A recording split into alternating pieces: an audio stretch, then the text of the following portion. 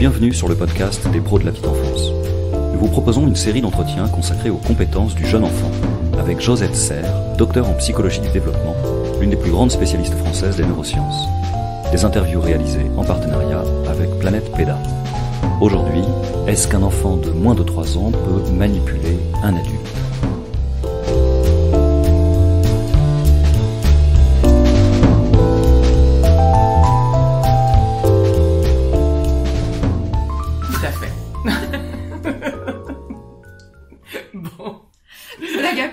Blague à part. Alors là, pour en arriver là, il faudrait déjà qu'il ait vraiment dépassé de nombreuses étapes.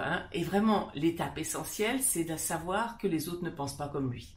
Déjà, pour arriver à cet âge-là où l'enfant va comprendre que ses pensées à lui sont différentes de celles des autres, il faut qu'on attende quand même d'avoir atteint bien 4 ans.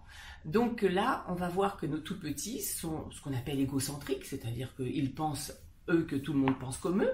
Les adultes ont été vraiment charmants jusque-là parce qu'ils ont beaucoup contribué à lui faire croire qu'on comprenait tout ce qu'il voulait.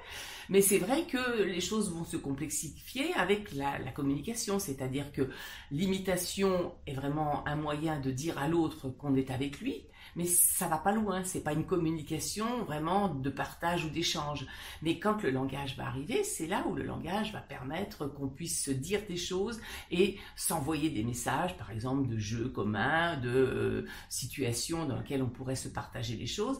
Et quand un enfant vers 3 ans commence à bien utiliser le langage et s'adresse à des petits copains pour essayer de jouer avec eux, eh bien c'est là où des fois il découvre que son envie à lui de faire certaines choses, les autres ne le partagent pas avec lui. Et ça, souvent, ça le perturbe beaucoup parce qu'il ne s'attendait pas à ça. Et c'est vrai qu'il faut un certain temps avant que l'enfant puisse se mettre dans la tête de l'autre et se dise, moi, ce que j'ai envie, ce que je pense, l'autre ne pense pas peut-être comme moi. Mais ça, c'est le drame de toute notre existence, parce qu'en fin de compte, on ne sait jamais ce que les autres pensent.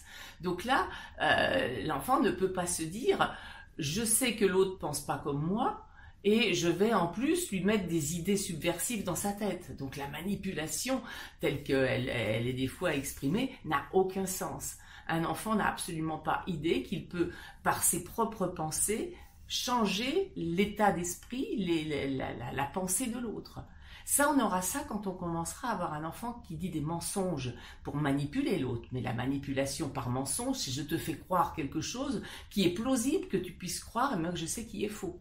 Et ça, c'est compliqué. On situe ça vers 5 ans. Mais c'est vraiment, à 3 ans, l'enfant est absolument incapable d'avoir l'idée de ce qui se passe dans la tête de l'autre. Et ça, vraiment, je crois qu'il faut vraiment qu'on en soit conscient.